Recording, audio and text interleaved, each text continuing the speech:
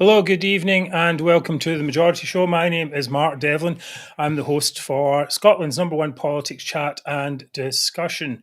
Going out live on Twitter, Facebook, and YouTube. Here with co-hosts Mary Devlin and David Griffiths. How are you today, Mary? I'm very well, thank you, Mark. And tonight I'm going to be talking about Scott's views on reforming the NHS, including giving up free prescriptions. Okay, well, that's a big one. David, what have you got for us today? Hi, everybody. Tonight I will be asking, is Labour now electable thanks to the SNP's collapse? Well, that is a good question. And of course, we will all be talking about Scotland's reactions to the terrorist atrocities in Israel, including discussion about Maggie Chapman and Celtic fans who appear to support terrorism. And of course, we have Zoomer of the Week. That's great. So we'll be back with all that and much more in just a moment.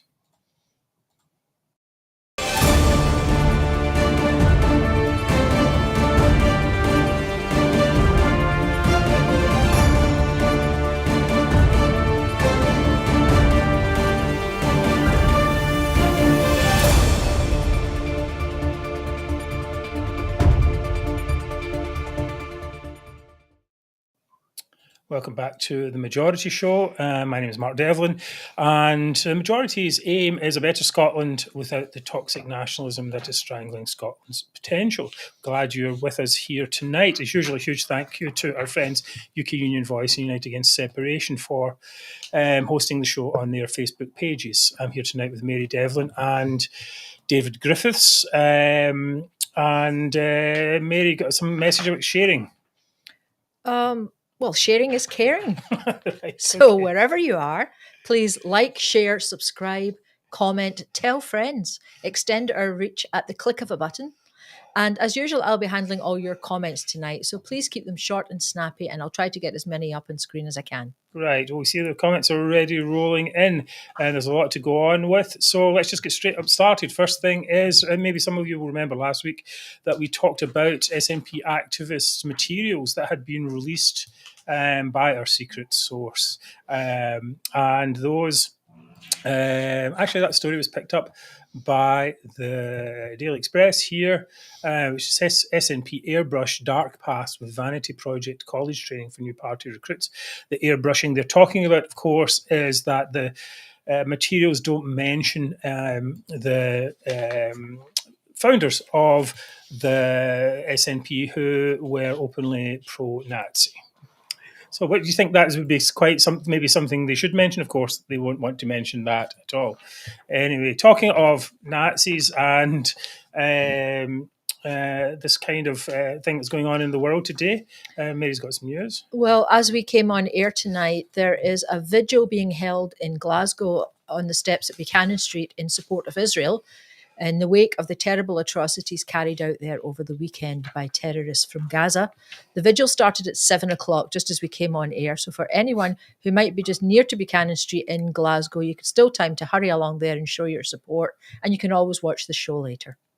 Yeah, of course, I meant victims of Nazis there. And we've all heard and seen terrible stories and images that are coming out of Israel as a result of Hamas's terror campaign that's now escalated, of course, into a war.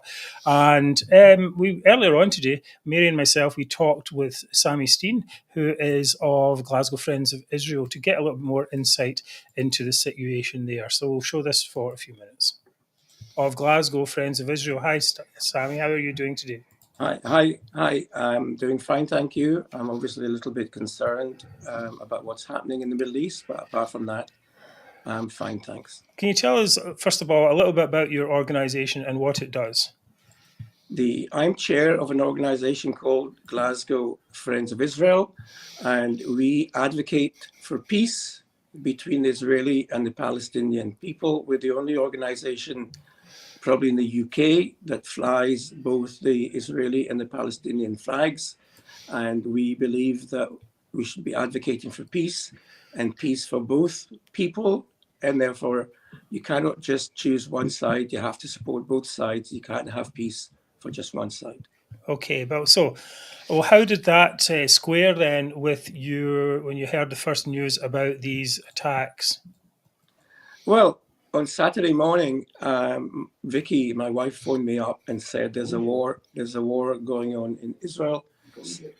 Saturday was the last day of a festival called Sukkot, which is a festival of tabernacles, and the last day of Sukkot is called Simchat Torah, which is normally a very joyful day where people sing and dance and celebrate the giving of the Torah to the Jewish people. Right. And have you, On you go, Mary. sorry, Sammy, I was going to say, have you been in contact with any friends or family in Israel? Yes, I've been in contact with most of them, and all of them, apart from one person we know, is okay. Unfortunately, one person from Glasgow who lived in Israel was killed on Saturday. He lived very near the Gaza border, which is where most of the terrorists, some people call them terrorists. I don't really know if savages or barbarians or any other description describes them properly. But anyway, hundreds and hundreds of them came through the fence, the security fence, and he was killed on that day. So sorry to hear that. That's terrible. So obviously, mood is very poor amongst the people there. Do you think they're was it more of a shock that this has happened, unsurprised, unprovoked attack? It was a complete surprise, Mark. There was no intelligence whatsoever to warn the people or the army or the defense force that this was going to happen, which is clearly completely flabbergasting, because Israeli intelligence is supposed to be well known to be one of the best in the world, and yet they had absolutely no warning, and it was a complete surprise, and that's why they were able to get through the fence, and there was no opposition. Nobody knew they were coming in. There was no defense. They spilled over onto these small settlements near the border, and they just basically did whatever they want. They massacred people. They annihilated people. They killed young children. They cut the throats and decapitated babies. I mean, these are terrible things for me to be saying on your show, but that's what's happened, and over 100 people. Oh, what's going on there? Has it stopped? Right. So, Do you want to finish it there, maybe? Right. Okay. So let's finish that. Somehow we're having always, just as usual, we have some kind of every week. Oops, it's back again. Let's just leave it there. So what we'll do is we'll put the full video on our YouTube channel and also on social media so that people can see it. This is what's called live streaming software has its moments, I suppose, but it's a really shocking situation there for Sammy, his relatives there. We also heard, of course, about the Glasgow resident who, Glasgow, might have born or resident, Glasgow person anyway, who sadly died in the attacks. And I think we were seeing about 17 people have died so far from the UK. In there, this isn't just a straightforward, it's just confined to Israeli citizens here. 17 Britons dead, says they're including children. So the Friends of Israel, Glasgow Friends of Israel, they have a stall out in Buchanan Street every week, every Saturday. And they're there in the early afternoon, and Sammy invites anyone to come along and have a chat with him about the situation, whether you're a friend of Israel or not, in fact, or you just want to find out more about what's going on, more about the history, more about the activities of their group. Please do go down to go down there if you can. Let me see where we're at now. Okay, so one of Sammy's points as well was I asked him what he thought of the Scottish Government's response was, and he made the point that really it was a bit out of their remit, being the foreign relations are not part of the Scottish Government. David, do you have any thoughts on that, and particularly on Humza Yousaf making it into a political issue? Well, I mean, the first thoughts are they should all have spoken out far earlier. You know, we've seen in the past that the Scottish Government hasn't been shy about speaking out whenever any acts have happened, be it in France or anywhere else. But there was a real pause, a real delay when they were clearly taking stock and thinking, what should we do here? Now, it's quite true that the Scottish Government has no real business talking out on international affairs, but something as horrific as this, they should have done. But they didn't. Initially, they didn't. The only people who did early on were Chapman, I think Ross Greer also, but it was some time before Humza said anything. It was also some time before Anna Sarwar said anything. Now, that's not suggesting that because they're Muslim, but you have to ask, did Humza Yousaf's faith, for want of a better word, influence his thinking on this to any extent? And that really is a question I think that does lend itself here, because the speech he gave yesterday on television, where he talked about he called on the UK government to speak to their friend and ally Israel. Well, that was very, very pointed the way he said that. So it was as if he was distancing himself and Scotland from the UK response, and I thought that was very disappointing indeed. Well, that's I think one of the reasons why it's reserved, so that the UK can have a unified voice in this. You don't want some jumped up town councillor basically saying, all right, well, actually I think Hamas are right, or whatever, you know, this is not, you know, and that getting international exposure. Now, there's a personal issue. Humza Yousaf's in-laws are trapped in Gaza and they can't get out. And apparently they only have 1 day of food and water. I think for him it's a very personal issue. Yes, it's a personal issue. So maybe too personal. So there is the personal issue there, but then again, there's policy as well. And policy is, I mean, he's saying, for example, he said that there should be a humanitarian corridor made for refugees. And now, well, that is a reasonable idea, perhaps, or maybe not a reasonable idea. You know, is it really for him to be suggesting such things? As we said, it's reserved. And shouldn't something like that be going through the Scottish Government channels? Well, it shouldn't be going through Scottish Government channels. Yeah, but and it should be approved, and it shouldn't it be discussed in the Scottish Parliament, for example, before the First Minister, acting presidentially on his own account, and perhaps for personal reasons, decides to make some policy. You know, like, okay, well, what other policies are you going to come up with, Humza? Absolutely. I mean, so there are two questions within what you're saying there. A, should he have said anything at all? And secondly, should he have said anything without recourse to his own parliament? Because really, he wasn't elected president. As you say, he was elected First Minister to act as the head of the government, not just the mouthpiece for his own views on international affairs. You cannot have somebody speaking that way, and he should have been told, look, don't say anything else. We're trying to, a couple of my view, yeah. A couple of points have come up. As Mark Zegfeld is saying, he's speaking on behalf of the Scottish people as a First Minister. It shouldn't be about what he's going through personally. And also, from Grumpy Git, why is Humza telling Hamas his in-laws are there? I mean, he might even have put his family in danger. Oh, that's a good point. Actually, I never thought putting his family at risk. Yeah, you know, because basically say, well, then if they're taken hostage, then that's correct. That could cause an international incident. There's no insinuation that his in-laws aren't Gaza residents. They're from Dundee, and they're going to visit other relations. So there's no hint that they are in any way associated with Hamas. Now, there are some tenuous associations between Hamas and Humza Yousaf. He invited an ex-member of Hamas to the Scottish Government and so on. We're not going to go into that here. What we're going to go into instead is we're going to talk about Maggie Chapman. Maggie Chapman, who is another new Scot. I've got to do the thing. Yes, new Scot, who's here not only to try and break up our country, but whose aim is seems to be to embarrass actual Scots. Aside from wanting kids aged 6 to be able to undergo physical mutilation in the name of chemical castration in the name of trans ideology, Maggie had a few words to say about the Palestinian invasion of Israel, and she on Twitter, I don't know if you'll be able to read that. Perhaps maybe it's a bit small, maybe a bit bigger. But anyway, let's see. What's happened in Palestine is a consequence of apartheid, of illegal occupation, of imperial aggression by the Israeli state. Palestinian civilians have seen their homes destroyed, their water stolen, their land appropriated illegally, and some hashtags. Viva Palestine. And she also included a repost of comments from a person called Sana Nazar, who said the oppressed are fighting back for their rights. No mention at all, of course, of the Jewish and Israeli casualties at all. This post was viewed. I don't know if you saw it there, but anyway, voted.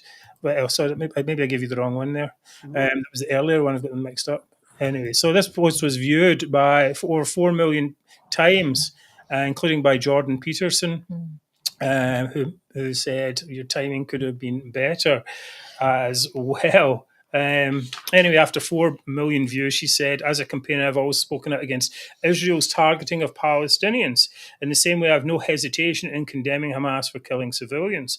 My thoughts are with all affected, blah, blah, blah.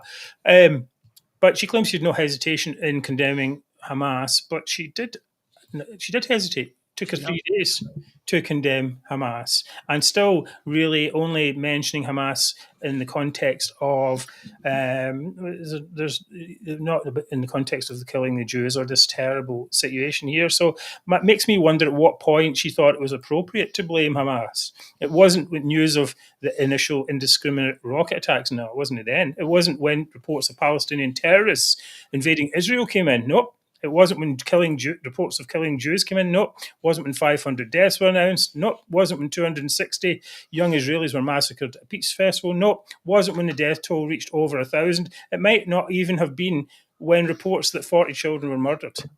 The reality is that she doesn't have a line where she won't not criticise Hamas. She was forced into rolling back for one reason only. Her career is on the line, basically. And, of course, the Butte House Agreement. David, do you have any more thoughts on that? I think you're quite right. I mean, the question I posed to Chapman when she posted that ridiculous tweet was, when she's claiming that the acts were a consequence of illegal occupation and imperial aggression by Israel.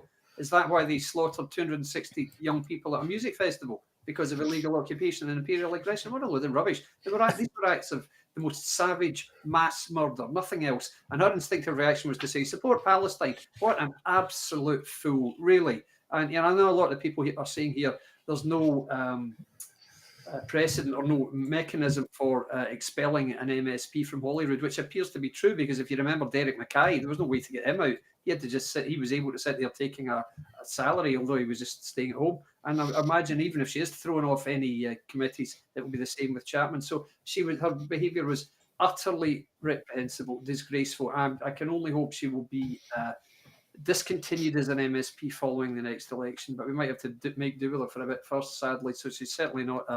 She's not apologetic or. No, it was basically prized out of her when she realised this was a disaster. But there is a bigger question here, apart from her, it seems fairly obvious anti-Semitism. It's like, why is this barely elected Green Party calling all the shots in Scotland? Yep. And I think it comes down to this ridiculous D'Hondt system, electoral nonsense that we have to put up with that nobody understands. Who they're voting for, and we end up with people voted on this list system who are extremists, basically, and who have barely any votes whatsoever. And these people in a normal electoral system, they wouldn't even get onto the candidate lists in many cases. I don't think, because people would say you just can't be elected; it's impossible.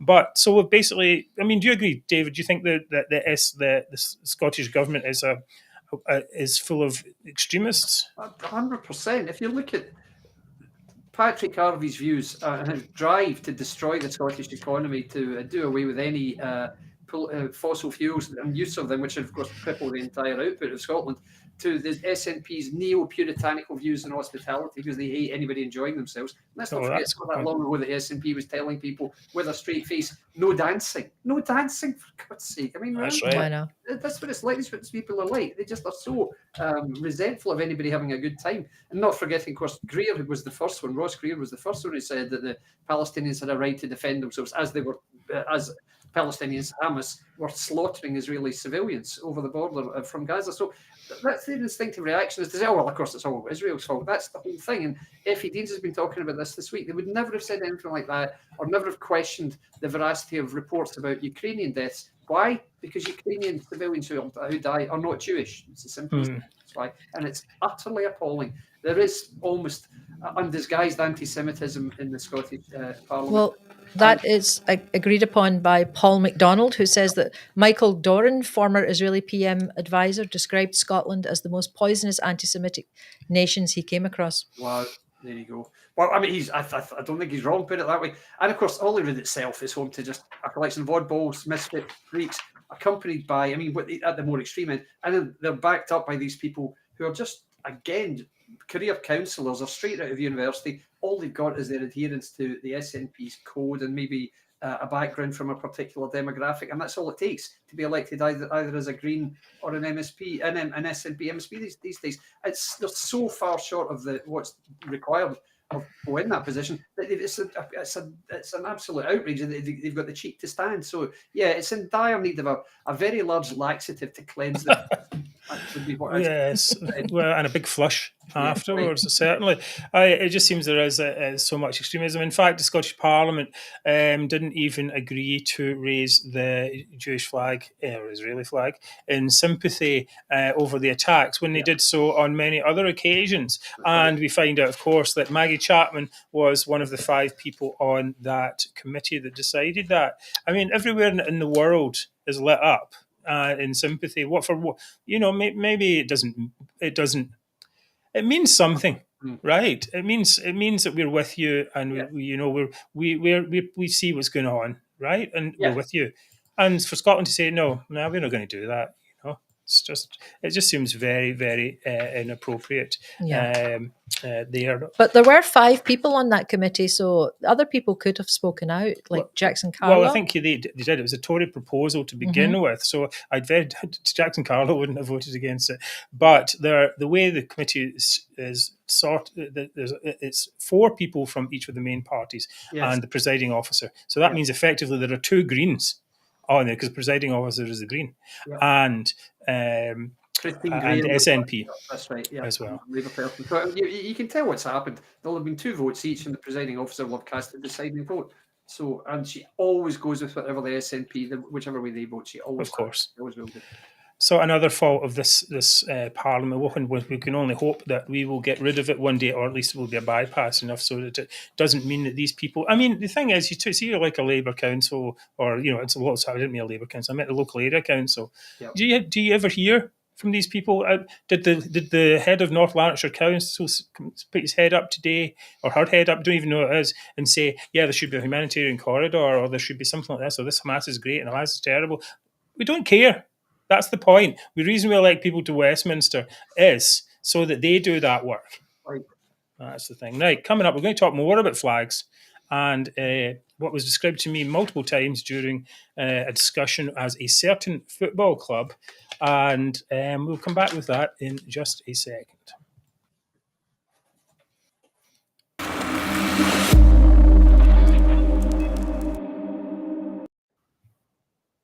Right, okay, we don't often talk about football on this show, but this week after the terrorist attacks in Israel, Celtic Football Club fans thought it was appropriate to display a banner saying victory to the resistance, which basically means victory to Hamas at their ground.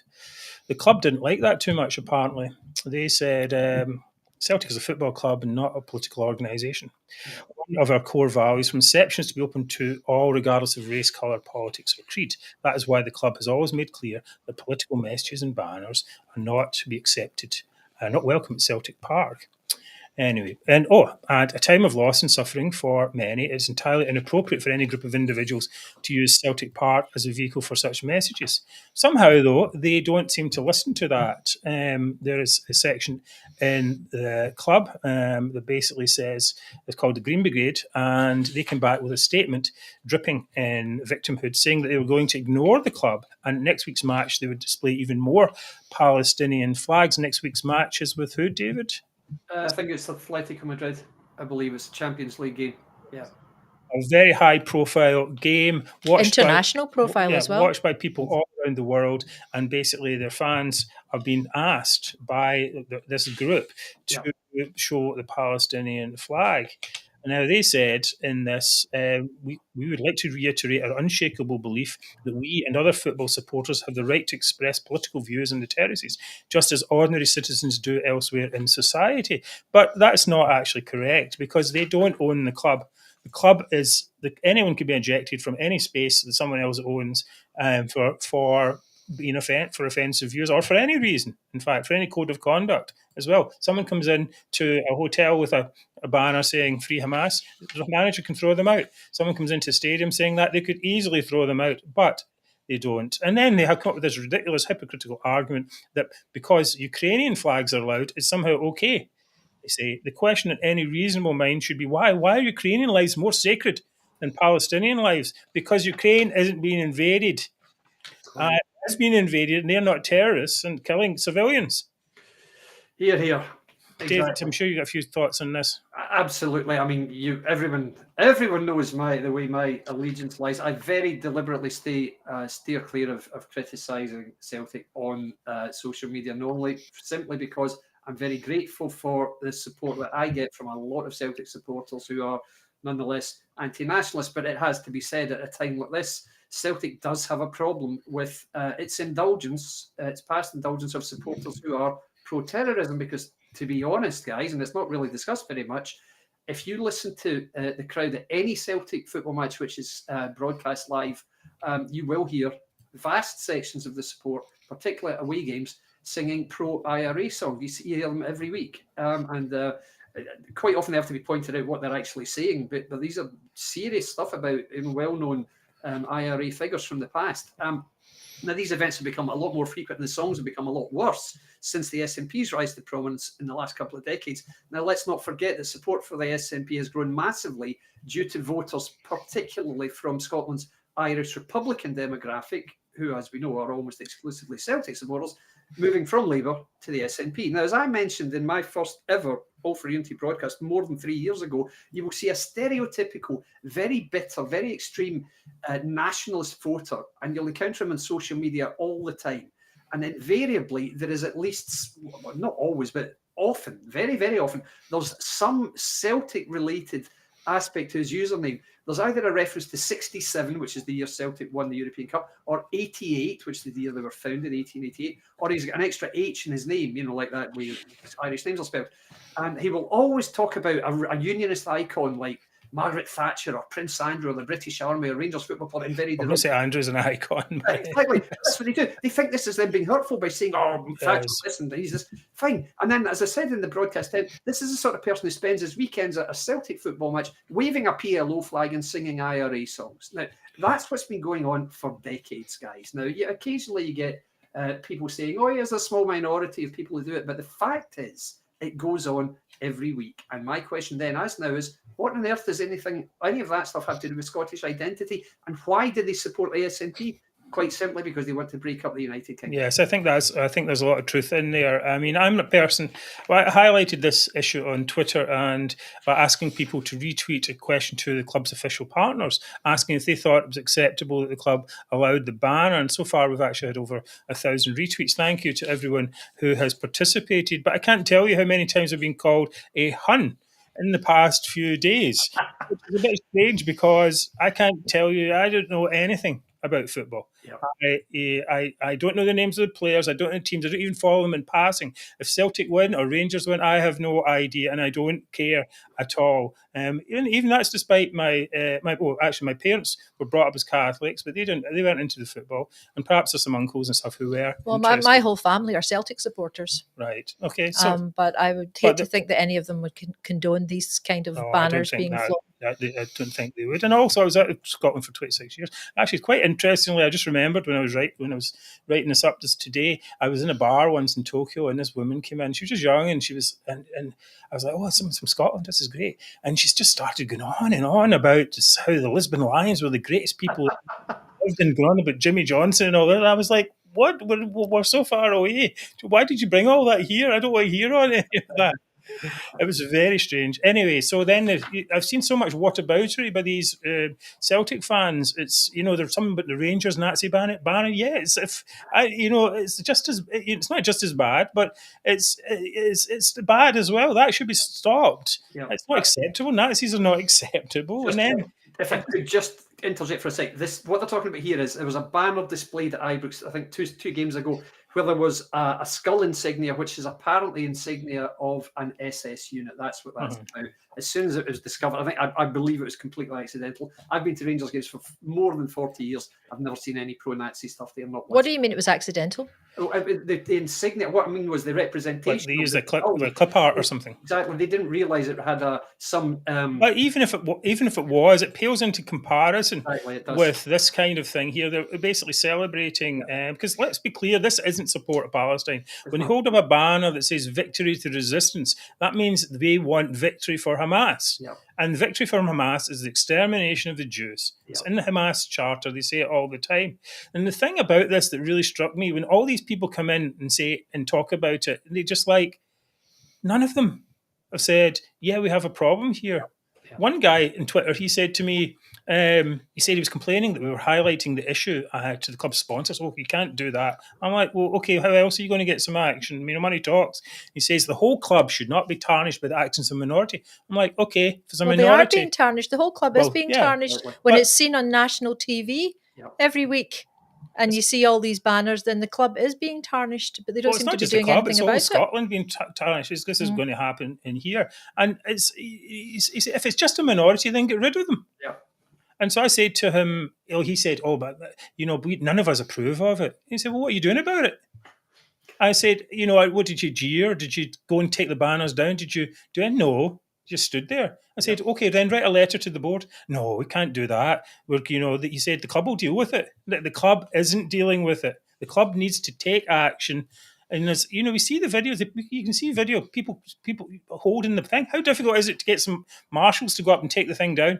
It's not that difficult. I think the club must be part of it. We must be condoning it because it's pretty easy to see two guys holding a banner and take it down. Well, they must just be scared to deal with it. I think. How can they be scared of two guys? I think it's partly that. I mean, this is a group called the Green Brigade, who are like the ultras of Celtic, what they call the ultras in Italian football.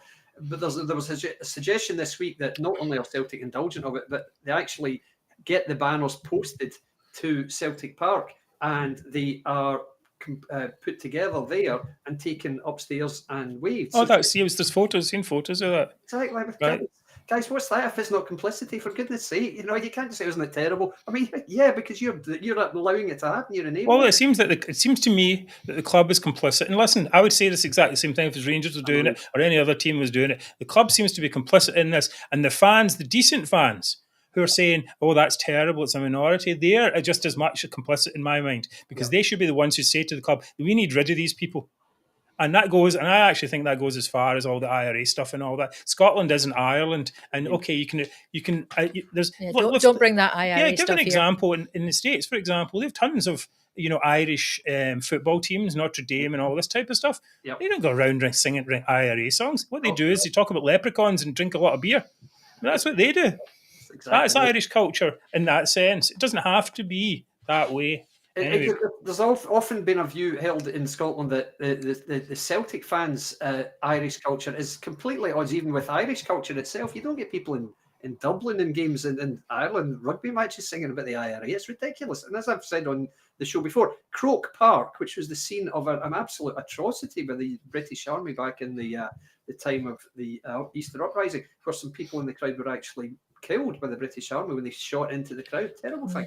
There was a rugby match played there, an international between Ireland and England, I think about 20 years ago in Lansdowne Road. The main stadium was being rebuilt, and the UK national anthem was observed impeccably. And if you can do that in Croke Park, there was absolutely no excuse for anybody at Celtic Park doing anything different. So they really haven't got any defence here. And Celtic, I think you're quite right, have got to be a lot tougher. There's a lot of demand in Scotland for action against Rangers when Rangers fans sing maybe unpleasant songs or songs. And they should. I mean, it's as bad. I mean, that in that sense is as bad. But here we have a situation where basically you've got thousands of people dying, and they're celebrating the terrorists. Exactly right. Exactly. And they keep saying, "Oh no, it's not the terrorists; it's Palestinian people." It's what. Here's a comment from Ruth Charlton. She says, could you imagine going to a game being Jewish and seeing this? Either anti-Semitism is tolerated by this club, in which case they need dealt with, or it isn't, and those responsible need dealt with. Here. All it takes, as the saying goes, for the promotion of evil is for good men to stay silent. Absolutely So, right. with that in mind, we are going to move on to our next section. But first of all, we need your help. Huge thank you to everyone who's donated to keep the show going. If you're watching the show on YouTube, please put a super sticker or super thanks. That really helps. And if you're not on YouTube, please go to the Majority site where you can pledge a monthly or one-time donation.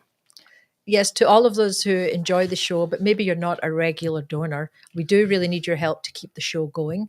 We have monthly costs for software, equipment, and just keeping the lights on. And our donations start from only £2 a month. So anything you can donate really helps to keep the show going. Thank you. Right. Okay, we're going to be back in a second. Dave's going to talk about the fallout fallen from the Rutherglen and Hamilton West by-election.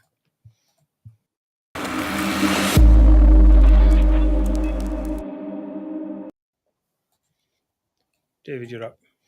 Okay, guys, so in the immediate aftermath of the by-election in Rutherglen and the victory for Labour and corresponding defeat for the SNP, the question has been asked, okay, does this make Labour plausible in terms of can they win the majority of seats in Scotland now by defeating the SNP and displacing the SNP and becoming the most populist party in Westminster?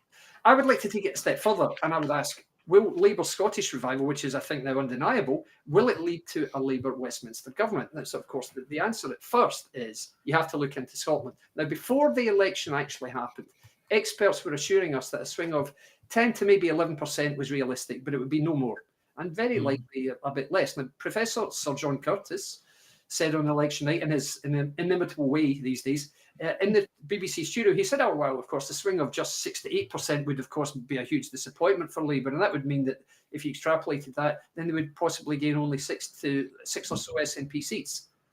Boy, were you in for a shock, Sir John. So by the end of the show, of course, he would say, oh, wow, this is an unbelievable result. And this could mean Labour could make 20 plus gains from the SNP, and they're definitely back in all this stuff. He was clearly shaking. He didn't see this coming at all. Now, Labour becoming the largest party in Scotland is very welcome. We would all love to see it. But in and of itself, it doesn't really mean very much, in as much as, yeah, okay, it's nice to say the SNP is not the biggest party anymore, but of its own, it doesn't really have any great significance. It's not like you win an election. You win an election, of course, by winning 326 or more seats. Right, okay. Yep. So unless it helps ensure a UK-wide Labour majority, it doesn't mean much. Well, let's look at that. Election stats will tell you that without winning in Scotland, Labour can't win a general election. So there have been 10 general elections won by Labour since World War II. And on every occasion, Labour won also most seats in Scotland. There was one time when the Labour total in 1951 equaled the Unionist Party total and the Conservative Party total, but they still were the largest party. So every occasion when the UK Westminster general election is won by Labour, Labour also takes Scotland. And the most recent occasions, of course, being 97, 2001 and 2005. And that ended in 2010, which was the last time Labour won most seats in Scotland. But, of course, they lost seats UK-wide, leading to the Condemned coalition. Since then, Labour's been the largest party in Scotland in every election. And in every general election since 2020, when Scotland has voted SNP, a Conservative government has resulted. So the question then becomes, OK, guys, recent SNP voters, and let's not forget, practically all of the people who have recently started voting SNP previously voted Labour, certainly a great majority of them. The question is, will they start to continue this clear drift back to Labour in order to ensure a change of government in Westminster, or will they carry on voting SNP knowing that it's more than likely not going to lead to a change? Mark, what do you think? Well, I think people in general don't vote for nothing. Yeah. Right? They vote for something. And the SNP have been going through all these things. What can they do? Can they to try and make sense of their failure?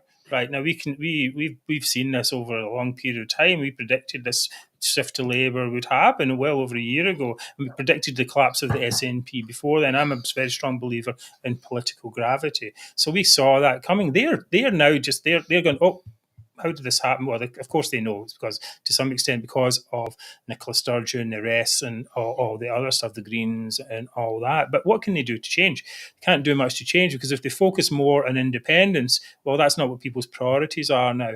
And if they try and say that they are focusing more on cost of living and all the things that people are more interested in, people are like, no, you're not. You're not just not interested in that. You've shown, by your terrible results that you're not interested in that. So they're caught. They're completely in a bind now. Yeah.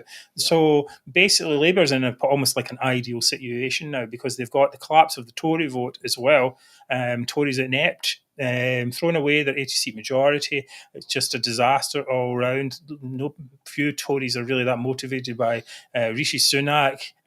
All this, they just not very happy with that. So basically, they're in Labour in an ideal position. They can get tactical votes from Conservatives, and they can get the huge shift that's coming from SNP voters coming back to Labour. As I said last week, now they have permission to do those things. Yes. That's what this Hamilton vote gave them. You now can, if you're Conservative, go ahead, you can tactically vote. It works. If you're SNP going to Labour, look, you've got an option. And if you look at their conference, very slick, very good, very exciting, very interesting, and people are like, well, I'll give this a listen. Yeah, I think that's quite right. My view is broadly exactly, in fact, pretty much exactly in line with that. I think that it has really shaken up Scottish politics last week, the scale of it. I thought it was fascinating to hear the SNP immediately coming out after the election say, well, of course, it was Margaret Ferrier. Everyone kept talking about Margaret Ferrier. That's not what you said during campaigning, guys. During campaigning, yes. You kept saying it was the cost of living. So I don't think Margaret Ferrier was responsible for the cost of living crisis. But anyway, so it's clear just excuses they're making. So, but what I found, one thing I keep talking about, the tactical voting guide, which has been produced and will be distributed and publicised very soon.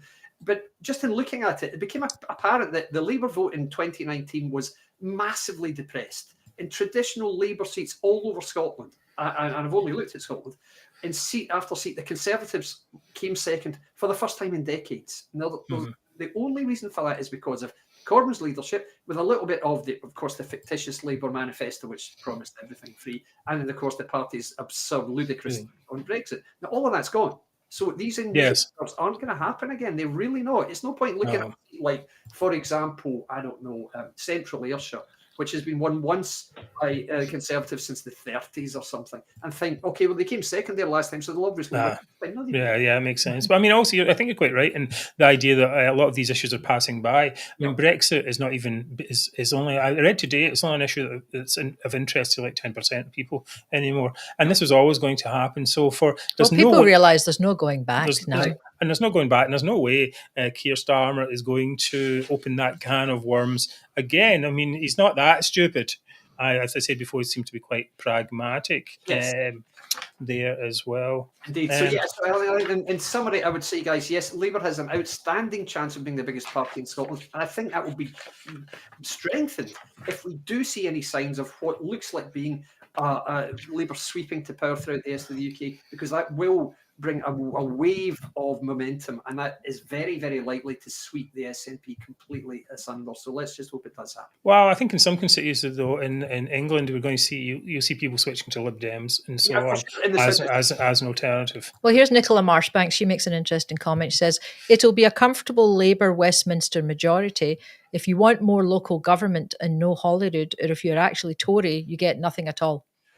Well, I'm going to say that actually, I think one of the big things that Labour will bring in is more direct funding of local government. They said that in their, not in their manifesto, but in their speech. So, yes, it's said that in the speech. Additional thing that you do get if you're Conservative, Nicola, if you embrace tactical voting in Scotland, you will get more Conservative MPs, even if they don't win. There are 6 now. That's a good point.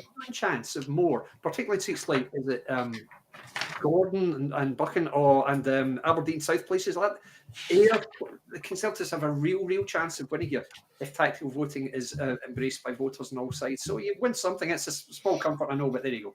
Right. Okay. Very good. I think, definitely momentum's I mean, as I said, I believe in political gravity. It couldn't. They were too high up. They have to come back down. But no one, I think, predicted. Well, I suppose we did, but predicted the depth of the fall. I mean, none of us predicted that Nicola Sturgeon would get arrested, for example. That is just, icing on the cake. Now we'll be back in a few seconds. Sorry, and Mary's going to talk to us about freebies. Okay, so here we go.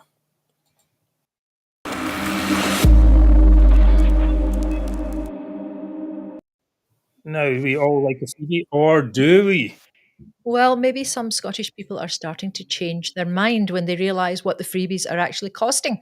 There was a poll this week that shows that the majority of Scottish people are in favour of doing away with universal free prescriptions. And they want to charge middle and high earners. In other words, they want to return to some form of means testing for paying for prescriptions. Mm-hmm. So the poll was conducted on 1,056 people. It was Gordon Brown's Our Scottish Future think tank and was carried out by Focal Data. So free prescriptions, as we all know, is one of the SNP's flagship benefits, but people are starting to wake up to this idea that free actually means paid for by taxpayers. And as the free prescriptions are costing £1.3 billion a year, people are starting to ask, could that money instead be used better somewhere else in the National Health Service?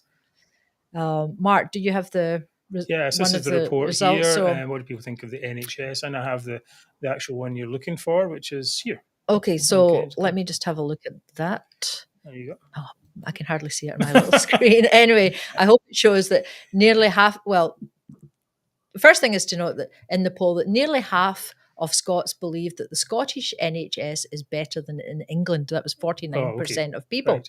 But only 30% agree that Scotland's NHS is being managed well by the SNP. Right. So in other words, 70% don't think it's being managed well by the SNP. The top priorities for people were to reduce waiting times for GP appointments and for cancer treatment and reduce the time spent waiting in the A&E. Right. So those are all things that we would expect. And then do you have result number 2? I do indeed. Okay. So this was in response to the question, what would you be prepared to change in order to improve NHS services in Scotland? And I think this is quite interesting. 74% of people, nearly 3/4, would be in favour of charging people who miss appointments. Mm-hmm. That seems reasonable. Okay. 65% want to end cosmetic and non-life-saving surgery, which I don't know if they've really read the question properly, because that's like 2/3. So, I mean, non-life-saving could be things like, I don't know, cataracts operations or hip operations or knee operations or something like that, right? Mm-hmm. You're not going to die of it, but your quality of life might be severely that's the compromised. thing. I think there should be a scale of quality of life, definitely. Yeah. Okay. Now, 58%, and I was surprised at this as well. In fact, I find the whole thing quite surprising. 58% are ready to put higher taxes on unhealthy food and drinks. Mm-hmm. I would have thought that would be unpopular. Right. So shows you what I know. And what they've been talking about in particular was that 54% in favour of charging middle and high earners for prescriptions. Guys, what do you think about these results? Well, I was going to say one thing about that echoes what Mark Zegfeld said in the comment just a minute ago, that nothing is free. Yeah. It all comes from somewhere else, comes from taxes, or it comes from some other budget. And that's the thing that the SNP don't seem to realise, or have only come lately to realise, that there's only a limited pot of money, there's only a limited amount of taxpayers, and getting less if they tax them more. And so how do you most effectively spend this money? And it seems that the SNP way is to give freebies to people to buy votes. That seems pretty much like give free prescriptions, free baby boxes, free bus travel for kids, and so on. And these policies are expensive, and there's also, I don't know. I mean, it's costing us somewhere else, isn't it? Yeah, it comes from something else, right? So, I mean, you can talk about the fake embassies and all this type of stuff as well, and all this costing money as well. That money has to come from somewhere. And so when you see, like last week, Mary, you talked about mental health services being cut, and you see 37% of people wanted more money spent on mental health. Right, well, it should be reduce the waiting times. Right? Yeah, and on drug rehabilitation, no money for that. Well, we don't have any money for that. Well, wait a minute, you get plenty of money to give a baby box out. You plenty of money to do give free travel for kids as well. It's like, okay, maybe cut the freebies down. And of course, there's some, as someone says, regressive, because it means that everyone, even the richest people, get given free stuff to millionaires who can easily, or not even millionaires, wealthy folk. Yeah. Well, let me just tell you that some of the things that they were not in favour of, people were not in favour of reducing GP appointments by moving to online. So people still want to see their GP. They don't want to just deal with them online. They were not in favour of raising income tax or national insurance to put more money into the NHS. And what they said was that we need reform and investment. Not just investment, but reform has to be at the same time. Well, I think anyone agrees with that. It's a common sense type of thing, right? You say, obviously, we want to get the best value we can from this, and where is the money going? Where is it going? What is the money actually being spent on? Did anybody see Martin Geisler interviewing Hannah Sarwar on this at the weekend? Or whatever it was, I think it was Geisler, whoever it was anyway, interviewed him and said, well, what would you do with the NHS in Scotland? And he said, well, I would cut down the number of boards for a start. With I saw that. Population of 5 million, you don't need 50 boards in the NHS and 50 CEOs. That's an absolute outrage. Well, I would actually go further than that, and I would say that that's bottom level consolidation. But I actually think that many of the functions in the NHS Scotland could probably be replicated across NHS Britain, and we could save quite a lot of money there, certainly in Scotland, by not redoing everything for the Scottish market, for like that. Okay, great section there, Mary. We are go. So it's almost that time. But first of all, things you can do to support the show. You can make a donation to the majority. That would be very much appreciated. You can buy a T-shirt or a mug at our website, and as Mary will put the wee thing about the coupon there. And you can subscribe to the show on YouTube, which we really like because we need more subscribers. And please tell your friends about us and do all of the above, which makes us happy. Coming up, it's the moment you've all been waiting for. It is Zoomer of the Week.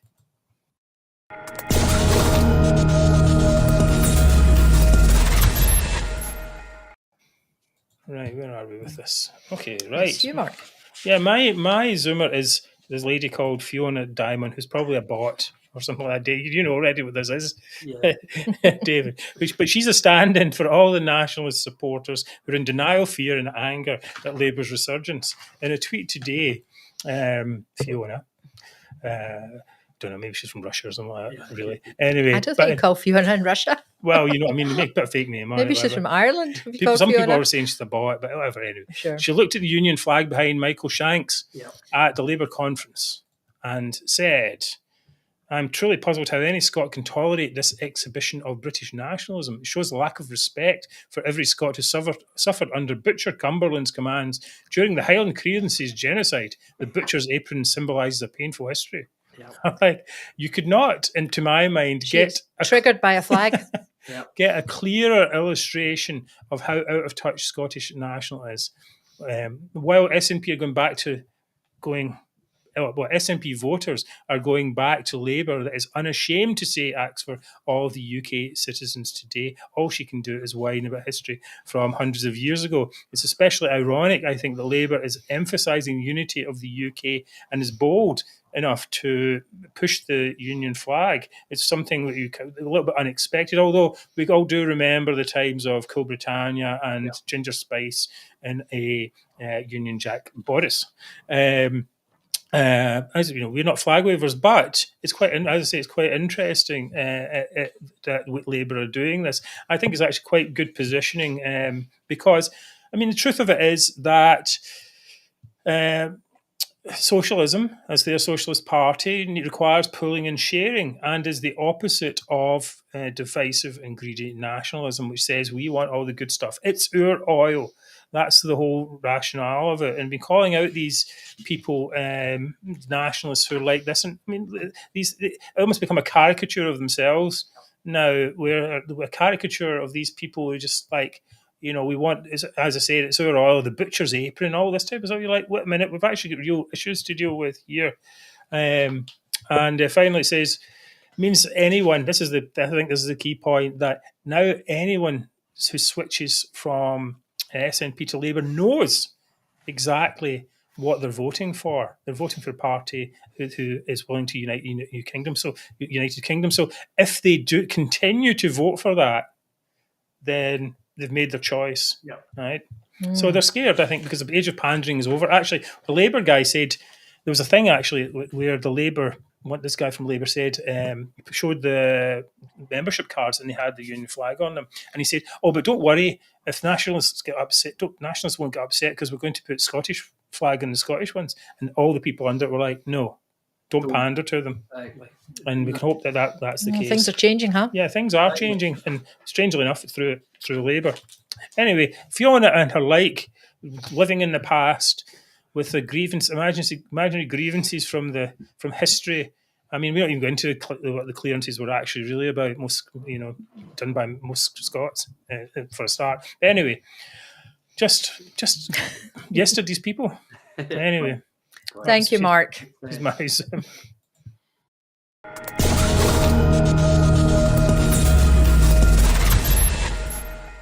Right-to-ho, David, you are up. Okay. My nomination for Zoomer this week is an unusual one. It is footballer, on TV pundit, and of course professional virtue signaller, Lineker. A guy we all know has been notorious for using social media as a platform from which to foist his ludicrous worldviews on the public for several years now. And he's famously produced some absolute corkers in the past. He's tweeted at exhaustive length about Brexit and how much he hates it.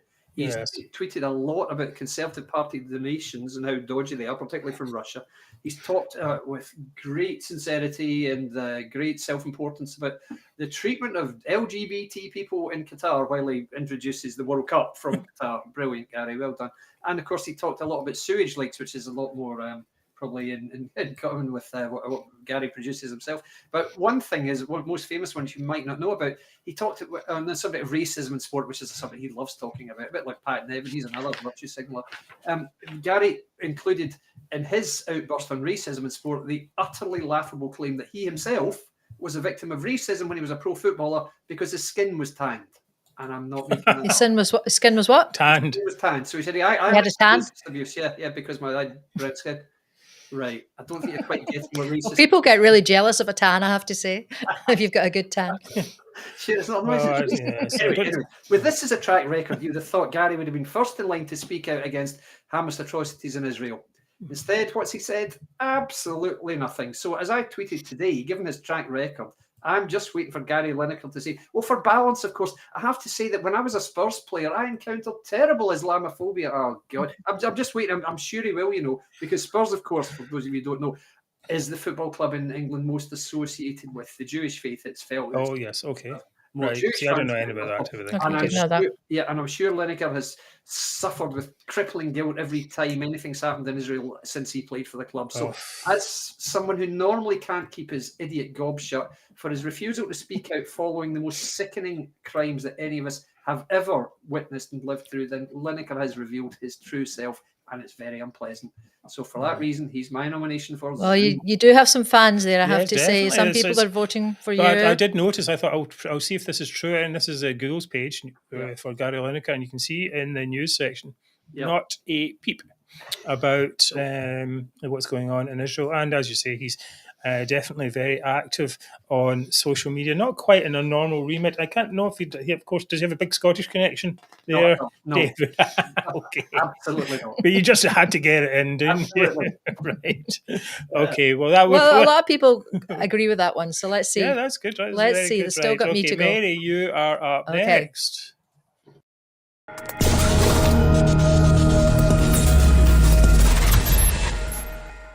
Okay, well, I have to say myself, mine's is not that exciting this week, but my Zoomer of the week is Scottish Transport Minister Fiona Hyslop, because she told a big porky pie in Holyrood this week when she was talking about Calmac ferry passenger numbers. Now, as a lot of you will know, I talk about the ferries often, and I feel really bad for people who are stuck on the islands or in more remote places of Scotland who depend on these services, and they are being treated horrendously. Anyway, Fiona that is, was being questioned by MSPs over the status of the delayed ferries, because some people do actually ask questions. But she claimed in response to criticism criticism about the two very over budget, very much delayed ferries being built in Ferguson Marine, that she says far more passengers are being carried than ever before, and that there are far more routes than ever before. I've got the clip. Okay. There are far more passengers being carried than ever before, and there are far more routes than ever before. That's all you need to hear. Okay. Because it's been revealed that this is completely not true. The latest figures revealed that about 800,000 fewer people are using Scotland's ferries compared to before the pandemic. So last year, 4.9 million people used the ferries, which is way down from 5.7 million in 2019. So, I mean, I think the point here is that she's completely out of her depth when it comes to talking about the ferries. She doesn't know what she's talking about. So do we have any confidence that she can possibly turn this situation around? Certainly not. And actually get relief for the people who are depending on the ferries? Oh, no. It's just, anyway. No, you're getting quite a lot of good speeches. Nobody cares about mine, it seems. But but you guys are getting quite a lot of things. Are you putting those up, Mark? The comments? Yes, I put the comments. You've loads of comments up under there. So, okay, who is it going to be? Oh, it's me actually who's going to decide. Me, but I think it's you actually. Well, I don't usually get to decide, so this week I'm going to decide. So, actually, I think Fiona was a good choice, Mark, and I think also David's choice of Gary Lineker was pretty good. I think I just wanted really to call out Fiona Hyslop, to be honest. Yes. So here we go. Plot twist. Right. This week's Zoomer of the week. Actually, we have two, and they are going to be Maggie Chapman and Ross Greer. Oh, yes, definitely. Because the way they've reacted this week to the atrocities going on in Israel is absolutely shameful. Yes. And I think that the scale of their Zoomerism is just so high that it soars way over any of the other ones that we've suggested tonight. Yes, and they have to be our Zoomers of the week. Yes, definitely. I think well said. Well said, Mary. And we didn't talk much about Ross Greer, but you can just imagine how, he's a bit... Well, he said similar things to Maggie Chapman. Yeah, absolutely did, yeah, he did. He said the right to defend themselves as they were killing civilians. Appalling. Yes. It really is appalling. It's an appalling situation all around. We hope the conflict in the Middle East will soon be over and that Hamas will be eliminated and terrorism in the Middle East will be eliminated. Yeah, Who knows? Things get better in the next week. That's the thing. We'll see. It's going to be a lot more drama, death. And between then, of course, we support our Jewish friends and worldwide and in Israel as well. So thank you for being with us on the show tonight. It's been our pleasure. I'm going to leave you with the thought of the week, which is slightly paraphrased from James Bond, if you ever watched Die Another Day. And when they say one man's terrorist is another man's freedom fighter, we say those terrorists have no interest in any man's freedom. Yeah, absolutely. So we hope that things improve, but they probably won't for a while. Anyway, thank you for being with us on Scotland's #1 Politics Chat. We will see you next Wednesday, October the 18th. I was Mark Devlin. This was Scotland's #1 Politics Chat. I was here with David Griffiths. Thank you for your everything. And, my great pleasure, guys. It's very, very sad circumstances this week, particularly in contrast with the elation we all felt last Friday. But I know it didn't last long, did it? It didn't last long. A week is a long time in politics, and thank you, Mary, for doing all you do. Events, my friends' events. That's it. Okay. Thank you for all the comments, everyone. So we will see you next week. Thank you for everything. Good night, everyone. Cheers, guys. Good night.